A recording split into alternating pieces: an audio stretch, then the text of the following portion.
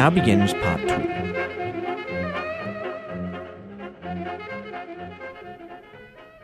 You know something? What? I hate cops. I know what you mean. That hacky character's a piece of work. I actually thought he was a buffoon last night. What was this big hotel detective spiel about?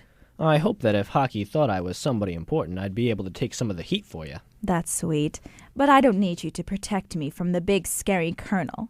I'm fine. Oh yeah? You don't look fine. I was mortified, but my mother was a Finkelstein. Uh-huh. See what I mean? Go to bed for a few hours. I'll watch the shop. No one comes in this time of morning anyway. Maybe later. First I have to go look after grandfather. He must be terrified. I hope the police didn't upset him too badly. Here now, wait a minute. Your grandfather lives in this building? Why didn't I know that? He's too old and infirm to go out much. He lives up in the garret on the 5th floor. Do I get to meet him ever? Why not? Come with me if you like. I'd like that. You ought to know, he doesn't speak any English. That's fine. I speak pretty good German. Please don't. He's been woken up in the middle of the night by uniformed secret policemen. All he needs is you coming in speaking German, and he'll think the Gestapo's come for him. All right, I won't. But how are we supposed to communicate? Yiddish. I hate to tell you this, doll, but I don't exactly speak it. No, really. I'll translate for you.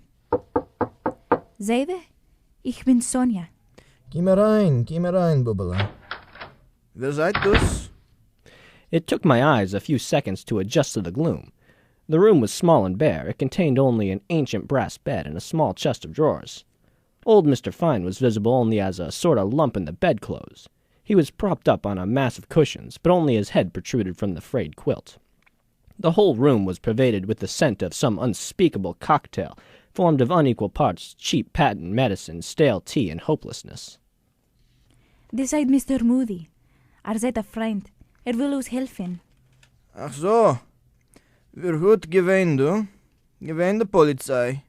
Ich gedanken gewähnt der Polizei. Yes, Seide. Sus gewähnt der Polizei.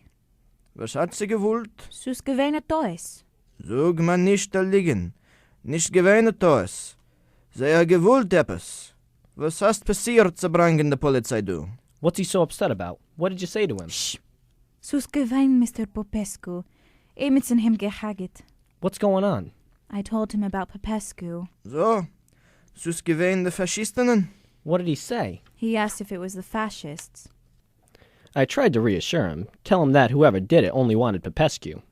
Das könnte sein, aber sie wären nur an ihm interessiert. Die wollen sie nicht, sie sind sicher. Big mistake. Wer seid dus? Is Deutsch? Ich will nicht kein Deutsches. No, Zeide. No, Zeide. He seid Amerikaner. Amerikaner. Damn it, Jack. I told you not to do that. I'm sorry, I was just trying to help. Yeah? Well, next time you want to help, you can... Nusen Bein, seid ein guten Kind. Gewollt dus helfen, hört de goyische Kop. What? He said you were a good boy. Thanks, I guess. You're just an idiot. Ah, right. I can tell the two of you are related.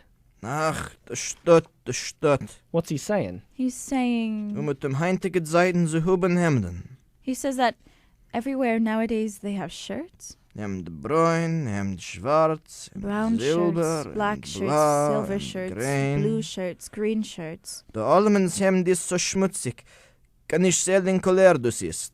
But here, everyone's shirt is so dirty, you can't tell what color it is. Da hast du leider recht. Ich bin sehr mit. Ich will rohen. Es ist gut. Ich will dir bringen etwas zu essen später. Come on, Mr. Moody. Let's let him rest now. All right. You should rest too. I will. But I was thinking. Yeah? What you were saying before? About being the hotel detective? I know. It was stupid. I was just trying to help. No, it's not that. I don't feel safe alone here now, and I was wondering if you'd take the job on for real this time. I can't really afford to pay you, but... That's all right. If you'll undertake to keep body and soul together, I'll gladly put both at your disposal. Now, look, don't get any ideas. I just want someone around, for safety. And you work for me. No nonsense. It's a purely business relationship, understand? Uh-huh, I get it. I got it. Maybe more than she did. This was no peace treaty, just a temporary armistice. She'd trust me with her hotel, if the killer ever came back, maybe even with her life. But it would be a cold day in hell before she'd trust me with her feelings. I went downstairs. What I wanted was my usual, a Manhattan, hold the bitters and vermouth. What I had was a sandwich. I figured that when she offered to stand me my lunches, Sonia didn't figure on me drinking them out of a bottle, especially at a time like this. Or who knows, maybe she figured on just that. She knew me well enough. Either way, as long as I was holding down the fort, I figured I'd better stay dry. As I bit down on smoked salmon, I found myself wishing I was back in the States, or even Germany, any place you could get a decent ham on rye with cheese, because there just wasn't one to be had at the Hotel Zion for love or money. I remembered that my revolver was still in the pocket of my overcoat, or I'd put it the night before after Sonia found it in her purse. I felt as though, what with all these anonymous triggermen treating the place like their own private shooting gallery, it might be a comfort to have it by my side. So I went over and fished it out. A slip of notepaper fell out and floated to the ground. I picked it up. I'd forgotten that Soyati had left a note along with the gun he took from me. It had an address and a telephone number written on it in neat cursive hand, but there was no name. I took Soyati's card out and compared them. Neither the name nor the address were the same. I hurried back to the desk and picked up the telephone. Whatever Soyati's game was, the next move was mine. I couldn't think of anything else to do but play along. I dialed. Hello? Hello? Is there anybody there? Hello?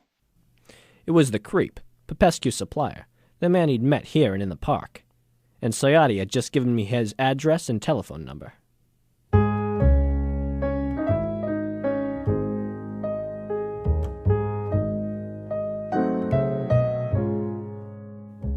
That concludes the fourth episode of The City of Stones. Hotel Zion was written and produced by Zachary Langlois. The part of Jack Moody was played by Justin Miller. The part of Sonia Fine was played by Ashley Hamill. The part of Colonel Hackey was played by Trey Noel. The parts of Klaus Fine and Dimitrios Kariakis were played by Zachary Langlois. Hotel Zion was produced at the WHOS studio with the indispensable assistance of Nick Stevens and Jacob Lisa. Be sure to tune in next time for our thrilling fifth episode, Chasing Shadows.